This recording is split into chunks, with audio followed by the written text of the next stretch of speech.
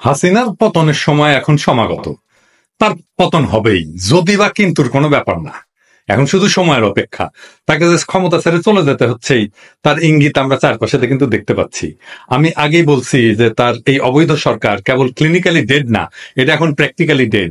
It is like dead man walking, মানে যেন মরা একটা লাশ হাইটে যাইতেছে। এরপরে এখন শুধু ধূপ করে মাটিতে পড়তে বাকি। এই ফ্যাসিস্ট চোরের সর্দার ভোট ডাকাত হাসিনা এবং তার অবৈধ রেজিম দীর্ঘ 15 বছর ধরে বাংলাদেশের মানুষকে, সমাজকে, অর্থনীতিকে, দেশের স্বাধীনতা সার্বভৌমত্ব থেকে খুবলে খুবলে খাইছে। আমাদের ভোটের অধিকার, কথা বলার অধিকার, সমাবেশের অধিকার সহ সকল অধিকার নির্মম হাতে কেড়ে নিছে। প্রতিবাদ করার আগে ক্রসফায়ারে মারছে কিংবা গুম করে আয়নাঘরে জোরপূর্বক আটকায় রাখছে। লাখ লাখ বিরোধী দলীয় নেতাকর্মীকে জেলে ভরে রাখছে বছরের পর বছর। শান্তিকালীন সময় সর্বাধিক সংখ্যক সেনা অফিসারকে খুন করা হয়েছে তথাকথিত বিডিআর বিদ্রোহে। শাপলা চত্বর রঞ্জিত হয়েছে হেফাজতের নিহত সদস্যদের পবিত্র রক্তে। এই দুষ্ট চক্র উন্নয়নের নামে হাজার হাজার কোটি টাকা ব্যাংক থেকে, প্রকল্প থেকে, দেশের বৈদেশিক মুদ্রার রিজার্ভ থেকে লুট করে বিদেশে পাচার করছে। বিভিন্ন দেশে বেগম পাড়া গড়ে তুলছে। প্রশাসন থেকে শুরু করে বিচার বিভাগ সহ সকল প্রতিষ্ঠানকে ক্রমাগতভাবে এরা ধ্বংস করে ফেলছে। সমাজের কোনো অংশই আওয়ামী লীগ, বাকশালী, গুন্ডা সন্ত্রাসীদের ভয়ঙ্কর থাবা থেকে রক্ষা পায়নি। ভারতের কৃপা এবং অনুগ্রহ লাভের বাসনায় বাংলাদেশের স্বাধীনতা সার্বভৌমত্ব বিক্রি করে দিছে হাসিনার নেতৃত্বে এই দেশদ্রোহী চক্র। সমগ্র দেশবাসীর মনে মুখে আজ একটাই আওয়াজ, এক দফা এক দাবি, হাসিনা তুই কবে যাবি। হাসিনার পতনের দিন হবে আমাদের অতি প্রত্যাশিত এক মহামুক্তির দিন। 16 ডিসেম্বরের মতোই আমাদের নতুন বিজয় দিবস। এই দিনে আমরা আবার প্রাণ ভরে নিঃশঙ্ক চিত্তে মুক্তির নিঃশ্বাস নিতে পারবো। কিন্তু এই বিজয়ের ফসল কি আমরা ঘরে তুলতে পারবো, নাকি পরিবর্তনের শত্রুরা আমাদের এই মহান অর্জনকে নস্যাৎ করে দিতে সক্ষম হবে? আমি এই প্রশ্নটা করার কারণটা একটু ব্যাখ্যা করি। দীর্ঘ 15 বছর আওয়ামী বাকশালীদের ভয়াবহ শাসনে বাংলাদেশের মজলুম মানুষের মনে প্রচন্ড ক্ষোভ, ক্রোধ এবং অসন্তুষ্টি দিনে দিনে জমে এখন পাহাড় সম হয়ে উঠেছে। স্বভাবতই জনগণ চাইবেন তাদের উপরে যারা এতদিন নির্মম অত্যাচার এবং নিপীড়ন চালিয়েছে তাদের উপযুক্ত শাস্তি হোক। কিন্তু মানুষের এই চাওয়াটাকে সতর্কতার সাথে ডিল করতে না পারলে এই চেপে রাখা ক্ষোভ অগ্নিগিরির মতো ফুঁসে উঠতে পারে। যদি সমাজের ক্ষুদ্র একটা অংশ আইন নিজের হাতে তুলে নিয়ে অত্যাচারীর শাস্তি দিতে প্রবৃত্ত হন, তাহলে দেশের আইন শৃঙ্খলা পরিস্থিতি ভেঙে পড়তে পারে। 1971 সালের 16 ডিসেম্বর যখন পাকিস্তানি সেনারা আত্মসমর্পণ করে, বিজয়ের সেই মুহূর্তে কেউ কেউ আইন নিজের হাতে তুলে নিয়েছিল, যার বিস্ময় ফল আমরা গত 50 বছর ধরে ভোগ করছি। একটা বিশেষ ঘটনার কথা বলছি, যা ঘটেছিল বিজয় দিবসের কয়েকদিন পরেই, 1971 সালের 18 ডিসেম্বর। ওই দিন ঢাকা স্টেডিয়ামে সমাগত কয়েক হাজার লোকের সামনে কাদের সিদ্দিকীর নেতৃত্বে 4 ব্যক্তিকে দুষ্কৃতিকারী বলে অভিহিত করে বেয়নেট দিয়ে খুঁচিয়ে খুঁচিয়ে হত্যা করা হয়েছিল। এটা ছিল স্বাধীন বাংলাদেশে সংঘটিত এমন একটা বিচার বহির্ভূত হত্যাকাণ্ড যা সারা বিশ্বে ব্যাপকভাবে প্রচারিত হয়েছিল। দেখুন, এটা ছিল একটা অত্যন্ত গর্হিত অপরাধমূলক কাজ, যা বিচারের আওতায় আনার প্রয়োজন ছিল। কিন্তু পরবর্তীতে শেখ মুজিব এ বিষয়ে কোনো ব্যবস্থাই গ্রহণ করেনি, বরঞ্চ কাদের সিদ্দিকীকে কোলে তুলে নিয়েছিলেন। বলেছিলেন, কাদের তুই 4 জনকে মেরেছিস, 400 জনকে মারলেও আমি তোকে কিছুই বলতাম না। বাকশালের ডিস্ট্রিক্ট গভর্নর হিসেবে কাদের সিদ্দিকীকে পর্যন্ত নিযুক্ত করেছিলেন একজন যুদ্ধাপরাধীকে। মুক্তিযুদ্ধের সূচনা লগ্নে পাকিস্তানি বাহিনীর হাতে ধরা দেওয়ায় এবং যুদ্ধে অংশগ্রহণ না করায় শেখ মুজিব হয়তো নৈতিকভাবে দুর্বল ছিলেন, কিংবা বিচার বহির্ভূত হত্যাকাণ্ড তার কাছে কোনো অপরাধ বলেই বিবেচিত হয়নি। এই কাদের সিদ্দিকী স্বাধীন সার্বভৌম বাংলাদেশের বিরুদ্ধে ভারতের মাটিতে বসে 1975-এর পরে রীতিমতো যুদ্ধ করেছিল। আজ সে বাংলাদেশের রাজনীতি করে। কাদের সিদ্দিকী জেনেভা কনভেনশনের অধীনে যে যুদ্ধাপরাধ করেছিল তার বিচার হয়নি। ফলে এই ধরনের হত্যাকাণ্ড বাংলাদেশে পরবর্তীতে চলতেই থেকেছে। মুজিবের নির্দেশে ঠান্ডা মাথায় খুন করা হয়েছিল সিরাজ শিকদারকে পিছন থেকে ক্রসফায়ারে। রক্ষী বাহিনীর হাতে নিহত হয়েছিলেন হাজার হাজার যুবক। একইভাবে গত 15 বছর ধরে হাসিনার ফ্যাসিস্ট অবৈধ সরকার চালিয়ে গেছে একের পর এক বিচার বহির্ভূত হত্যা এবং গুমের মতো ভয়ঙ্কর অপরাধমূলক কার্যকলাপ। আমরা যদি সেই আগের মতো এবারও আইন নিজের হাতে তুলে নেই, বা কেউ তুলে নিলে তা প্রতিহত না করি, তাহলে আমাদের সমাজের এই দুষ্টু ক্ষত বা ক্যান্সারটি ভবিষ্যতে আরো বিস্তার লাভ করবে, যার জন্য আমাদের পরবর্তী প্রজন্মের কাছে আমাদেরকে জবাবদিহি করতে হবে। আমরা কিন্তু দেশকে আবার নতুন করে গড়ে তুলতে পারবো না ধ্বংসস্তূপ থেকে। কারণ সেই অরাজকতার সুযোগে এই মহান পরিবর্তনের যারা শত্রু, সেই পরাজিত শক্তি তাদের দেশি বিদেশি দোসরদের সাহায্যে দেশে বড় ধরনের গোলযোগ সৃষ্টির চেষ্টা করবে। আমরা অবাক হব না যদি তারা বাংলাদেশের সংখ্যালঘু সম্প্রদায়কে টার্গেট করে তাদের জান মাল, উপাসনালয় এবং অন্যান্য প্রতিষ্ঠানের ব্যাপক ক্ষতি সাধন করার অপচেষ্টা করে, যাতে করে এই পরিবর্তনের ব্যাপারে সারা বিশ্বে তাৎক্ষণিকভাবে নেতিবাচক ধারণা জন্মায় এবং আমাদের প্রতিবেশী একটা দেশ সরাসরি নাক গলানোর একটা সুযোগ পেয়ে যায়। এই দুষ্কর্মে যদি তারা সফল হয়, তাহলে আমাদের এই অর্জন বিসর্জনে পর্যবসিত হতে পারে। আমাদের সবাইকে এই বিষয়টি নিয়ে আগে থেকে সমস্ত ধরনের সাবধানতা অবলম্বন করতে হবে। সে কারণেই এই আলাপটা আমি এত আগে থেকেই শুরু করছি। সুতরাং হাসিনা পতনের মুহূর্ত থেকেই আমাদের চরমভাবে সতর্ক থাকতে হবে যেন দেশের শান্তি শৃঙ্খলা কোনোভাবেই ব্যাহত না হয় এবং কেউ যেন আইন নিজের হাতে তুলে না নেয়। বিশেষ করে হাসিনা পরবর্তী 72 ঘন্টা হবে সবচাইতে ক্রিটিক্যাল, যখন পুরো দেশটা থাকবে আইসিইউ বা ইন্টেনসিভ কেয়ার ইউনিটে। আমাদের সর্বোচ্চ প্রচেষ্টা হবে এই সময়টাতে দেশে যেন কোনো ধরনের গোলযোগ না হয়, তা সম্পূর্ণভাবে নিশ্চিত করতে হবে।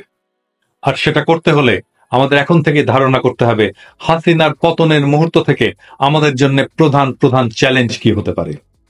আমি ব্যক্তিগতভাবে মনে করি আমাদেরকে 4টা প্রধান চ্যালেঞ্জ মোকাবেলা করতে হবে। আমি আজকে থেকেই আপনাদের সকলকে এই 4টা প্রধান চ্যালেঞ্জের ব্যাপারে সতর্ক করে দিতে চাই। প্রথমত, হাসিনা যুগের অবসান হওয়ার সাথে সাথে আইন শৃঙ্খলা বাহিনীর শীর্ষ পদে অধিষ্ঠিত ব্যক্তিরা পালাবে। সেই সাথে পালাবে জেলা পর্যায়ের কিছু পুলিশ অফিসার এবং দেশের অধিকাংশ থানার ওসিরা। অর্থাৎ দেশে আইন শৃঙ্খলা রক্ষার ব্যবস্থা একটা শূন্যতা দেখা দিতে পারে। আমাদের সবচাইতে বড় অগ্রাধিকার হবে যাতে আইন শৃঙ্খলা কোনোভাবেই ভেঙে না পড়ে। দ্বিতীয়ত, বিগত 15 বছর প্রশাসনের শীর্ষ পদ থেকে শুরু করে একটা উল্লেখযোগ্য অংশ নিরবিচ্ছিন্নভাবে হাসিনার ফ্যাসিস্ট সরকারের তাবেদারি করেছে এবং বৈধ এবং অবৈধ সকল প্রকার সুযোগ সুবিধা নিয়েছে। এইসব কর্মকর্তাদের অনেকেই গা ঢাকা দেবেন, দেশ ছেড়ে পালাবেন। অর্থাৎ সচিবালয় থেকে শুরু করে জেলা এবং উপজেলা পর্যায়ের প্রশাসনে সাময়িকভাবে হলেও কিছুটা অচল অবস্থার সৃষ্টি হতে পারে। আমাদের দ্বিতীয় অগ্রাধিকার হবে প্রশাসন যাতে স্বাভাবিকভাবে চলে সেটা নিশ্চিত করা। তৃতীয়ত, আমাদের অর্থনীতির একটা বড় অংশ নিয়ন্ত্রণ করা আওয়ামী বাকশাল এবং তাদের সাঙ্গপাঙ্গরা। এদের হাত বিস্তৃত হয়ে আছে কলকারখানা, ব্যাংক থেকে শুরু করে দোকানপাট, পণ্যের মজুদ, আমদানি রপ্তানি, পরিবহন, এদের সমস্ত সেক্টরের উপরে। এই পরিবর্তনের ফলে এরা নিষ্ক্রিয় হয়ে গেলে অর্থনীতির চাকা শ্লথ হয়ে যেতে পারে। এমনিতেই লোডশেডিং এবং বিভিন্ন প্রয়োজনীয় পণ্যের অভাবে আমাদের জীবনযাত্রা ইতিমধ্যেই ক্রমাগতভাবে বিপর্যস্ত হয়ে পড়েছে। এইরকম অবস্থা আমাদের তৃতীয় অগ্রাধিকার হবে অর্থনীতির চাকা চালু রাখা। চতুর্থত, একটা দেশ আভ্যন্তরীণভাবে যদি সংকটে পতিত হয়, তবে বাইরের শক্তি 16 আনার সুযোগ নেওয়ার চেষ্টা করে। আমাদের স্বাধীনতা সার্বভৌমত্ব এমনিতেই চ্যালেঞ্জের মধ্যে আছে। পরিবর্তনের শত্রুরা যদি দেশের অভ্যন্তরে একটা অচল অবস্থা সৃষ্টি করতে সক্ষম হয়, তাহলে আমাদের স্বাধীনতা এবং সার্বভৌমত্ব পর্যন্ত বিপন্ন হতে পারে। আমি আগেই বলেছি, ওরা সংখ্যালঘু সম্প্রদায়কে টার্গেট করে ব্যাপক ক্ষতি সাধনের চেষ্টা করতে পারে। আমরা দেখেছি আমেরিকার কংগ্রেসম্যানদের চিঠিতে বাংলাদেশের হিন্দু এবং খ্রিস্টান ধর্মাবলম্বীদের উপরে হাসিনা সরকারের যে ট্রিটমেন্ট, তার তীব্র নিন্দা জানানো হয়েছে। এই বিষয়টি যে যথেষ্ট সংবেদনশীল তা বলার অপেক্ষা রাখে না। সুতরাং হাসিনা পতনের মুহূর্ত থেকে আমাদের সজাগ থাকতে হবে যাতে আমাদের স্বাধীনতা সার্বভৌমত্বের উপরে কোনো ধরনের আঘাত না আসে এবং এলে আমরা তা যেন সম্পূর্ণ সফলতার সাথে মোকাবেলা করতে সক্ষম হই।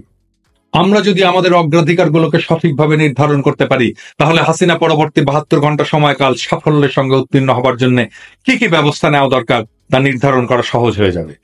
আসেন আমরা এবার দেখি কাজটা কিভাবে করতে হবে।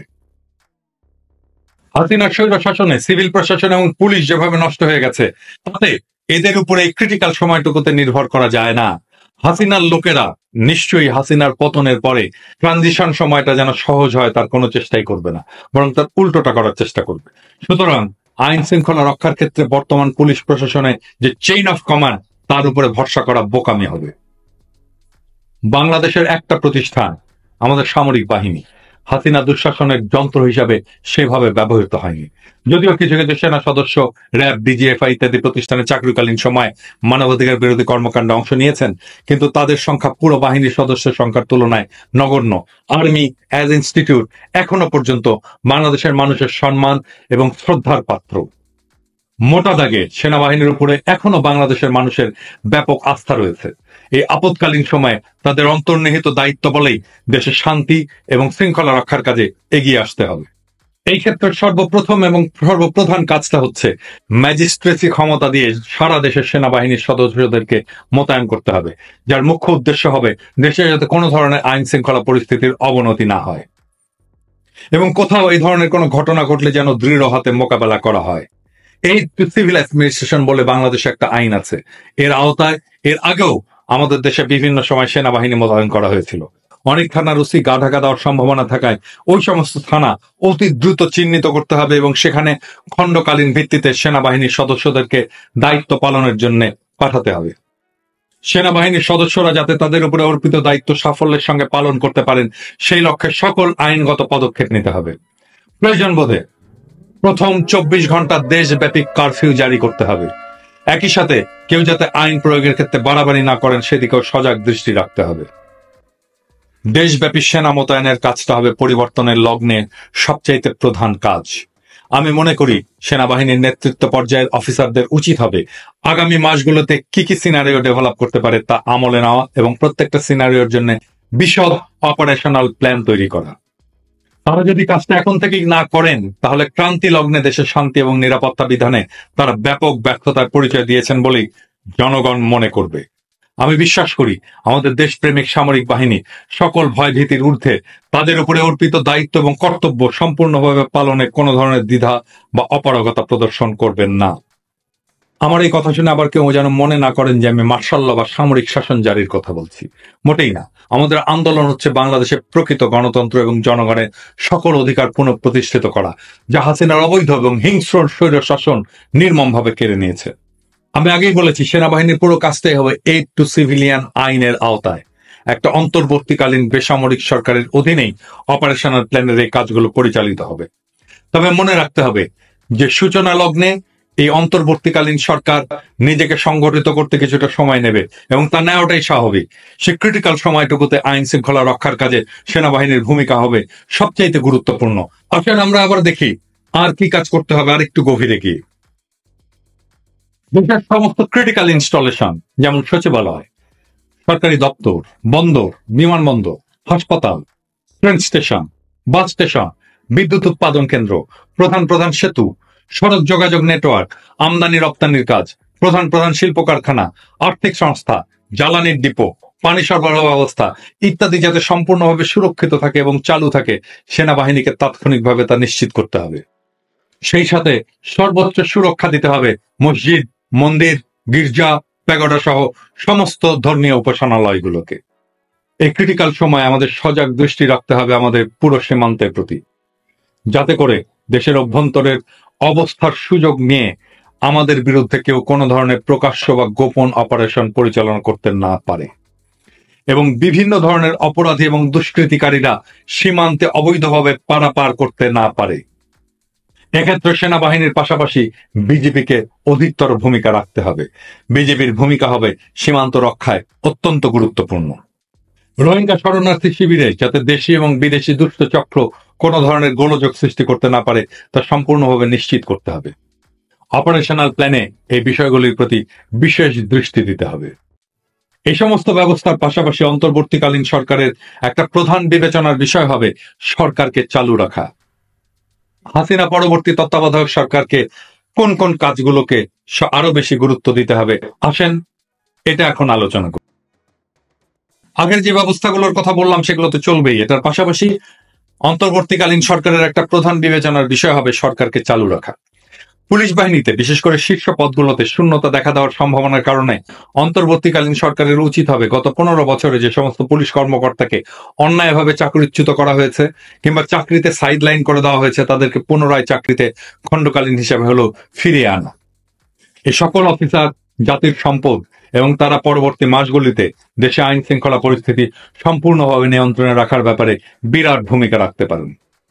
একই সঙ্গে পুলিশ বাহিনীর সংস্কারের কাজও তাদের হাতে নিতে হবে, যাতে করে অপরাধমূলক কর্মকাণ্ডে জড়িত পুলিশ সদস্যদের বিচারের আওতায় আনা হয়, অযোগ্য পুলিশ সদস্যদের চাকরিচ্যুত করা হয়, পুলিশের প্রশিক্ষণে গুণগত পরিবর্তন আনা হয়, যাতে বাহিনীটি নিজেকে জনগণের সেবক হিসাবে মনে করে এবং যোগ্যতার ভিত্তিতে নতুন দক্ষ লোকবল পুলিশ বাহিনীতে নিয়োগ করা হয়। একইভাবে তত্ত্বাবধায়ক সরকারের আরেকটা প্রায়োরিটি হতে হবে সচিবালয় যাতে সক্ষমতার সাথে দায়িত্ব নির্বাহ করতে পারে। সেই লক্ষ্যে হাসিনা অবৈধ শাসনকালে যে সমস্ত অফিসারদেরকে অন্যায়ভাবে বের করে দিয়েছে তাদেরকে পুনর্নিয়োগ দেওয়া এবং তাদের উপরে সঠিক দায়িত্ব অর্পণ করা একটা অন্যতম প্রধান কাজ হবে। তত্ত্বাবধায়ক সরকারকে এটা মনে রাখতে হবে যে রাষ্ট্র একটা যন্ত্র এবং সেটাকে সঠিকভাবে চালনা করা একটা আর্ট এবং সায়েন্স। সবাই এই কাজ পারে না। উন্নত বিশ্বে প্রত্যেকটা বড় সংগঠনে কিছু লোক থাকে যাদেরকে বলা হয় অর্গানাইজেশন ম্যান। একটা প্রতিষ্ঠানে বিভিন্ন স্পেশালিস্ট থাকতে পারেন, কিন্তু এই অর্গানাইজেশন ম্যানরাই প্রতিষ্ঠান থেকে ভিতর থেকে চালু রাখে সার্বক্ষণিকভাবে। আমরা আশা করব অন্তর্বর্তীকালীন সরকারের এ ধরনের দায়িত্বশীল ব্যক্তিরা অন্তর্ভুক্ত হবেন। এ ধরনের ব্যক্তিরা তো আর বিরাট সংখ্যায় হয় না। আমাদের দেশে এরকম যারা আছেন তারা হয়তো এখন অবসরে, তাদের কেউ হয়তো আমাদের মাঝে নেই কিংবা অসুস্থতায় শয্যাশায়ী। তবু আমাদের সর্বতভাবে চেষ্টা করতে হবে এ ধরনের গুণী ব্যক্তিদের খুঁজে বের করা এবং দেশের ক্রান্তিকালে তাদের কাজে লাগানো। আমি যে পদক্ষেপগুলোর কথা বললাম তা কার্যকর করা হলে যে 4টা অগ্রাধিকারের কথা আমি আগে উল্লেখ করেছি তা বাস্তবায়ন করা সহজতর হবে। আমি যদিও মনে করি যে অন্তর্বর্তীকালীন সরকার এবং সেনাবাহিনীকে পরিবর্তনের লগ্নে তাৎক্ষণিকভাবে দেশের শান্তি শৃঙ্খলা নিশ্চিত করার একটা বিরাট দায়িত্ব কাঁধে নিতে হবে, তবুও শেষ বিচারে তাদের মহৎ কাজ সফল হবে তখনই যখন আমরা বাংলাদেশের আপামর মানুষ তাদেরকে সম্পূর্ণভাবে সহযোগিতা করব। আমাদের এখন থেকে প্রত্যেকটা পাড়া মহল্লায় সংগঠিত হতে হবে শান্তি শৃঙ্খলা রক্ষার সপক্ষে এবং দুষ্কৃতিকারীদের সম্ভাব্য অপকর্ম রুখে দিতে। এ বিষয়ে প্রধান প্রধান বিরোধী দল এবং সামাজিক সংগঠনগুলোকে এগিয়ে আসতে হবে। আমাদের সজাগ জনগণ বরাবরই পরিবর্তনের লগ্নগুলোতে বিশাল দায়িত্বশীলতার পরিচয় দিয়েছেন। 1975 সালে 15 আগস্ট শেখ মুজিব নিহত হওয়ার পরে এবং বাকশাল উৎখাত হওয়ার পরে যে একটা অনিশ্চিত অবস্থা সৃষ্টি হয়েছিল, তখন কিন্তু দেশের জনগণ দেশকে একটা বিশৃঙ্খলায় ডুবে যেতে দেননি। 75-এর 3রা নভেম্বর থেকে 7ই নভেম্বর দেশে কোনো সরকার ছিল না, কিন্তু সেই সময় সমাজ ছিল শান্ত, চোরও চুরি করেনি। এরশাদের পতনকালে আমরা দেখেছি দেশের মানুষ কিভাবে সংহত হয়ে শান্তি এবং শৃঙ্খলা রক্ষা করেছে। আমি মনে করি এবারও তার অন্যথা হবে না। তবে আমাদের মনে রাখতে হবে আজ বাংলাদেশ পরাশক্তিদের প্রতিযোগিতার একটা কেন্দ্রবিন্দুতে এসে পড়েছে। সুতরাং এবার আমাদের সজাগ এবং সতর্ক থাকতে হবে অনেক বেশি মাত্রায়। এবার যদি আমরা অসতর্ক থাকি এবং ভুল করে বসি তাহলে তার খেসারত দিতে হবে প্রজন্মের পর প্রজন্মকে। আমরা নিশ্চয়ই সেই ভুল করব না এবং দেশ ও মানুষের সকল স্বার্থ আমরা বুকের রক্ত দিয়ে হলেও রক্ষা করব। সেটাই হোক এই সময় আমাদের সবচাইতে বড় প্রতিজ্ঞা। সৃষ্টিকর্তা হাসিনার ফ্যাসিস্ট শাসন উৎখাত করার যে সামর্থ্য আমাদের দান করবেন তার যে যোগ্য আমরা ছিলাম সেটা প্রমাণ রাখতে হবে হাসিনার পতনের পরের 72 ঘন্টায়। আলাপটা আমি আগেই করে রাখলাম যেন প্রস্তুতি নেওয়ার পর্যাপ্ত সময় পাওয়া যায়। বাংলাদেশের দেশপ্রেমিক সেনাবাহিনী এই কাজে বাংলাদেশের দেশের মানুষ আপনাদের উপরে ভরসা করে থাকবে। বাংলাদেশের সমস্ত জনগণের নৈতিক সমর্থন থাকবে আপনাদের কাজে। আমরা আগে বাংলাদেশের সেনাবাহিনী করেছি, তারপরে সেই সেনাবাহিনী যুদ্ধ করে দেশ স্বাধীন করেছে। আপনারা আর অন্য সব দেশের সেনাবাহিনীর মতো নন, আপনারা গণমুক্তি ফৌজ। আপনারা আবারও দেশের ক্রান্তি লগ্নে আমাদের বিজয়কে সংহত করতে আপনাদের উপরে ইতিহাস নির্ধারিত দায়িত্ব যে পালন করতে দ্বিধা করবেন না, আমাদের সেই বিশ্বাস আছে। বাংলাদেশ আবারও দ্বিতীয়বার স্বাধীন হবে। সেই স্বাধীনতা রক্ষায় আমাদের সৈনিক আর জনতা কামিয়াব হবে ইনশাআল্লাহ।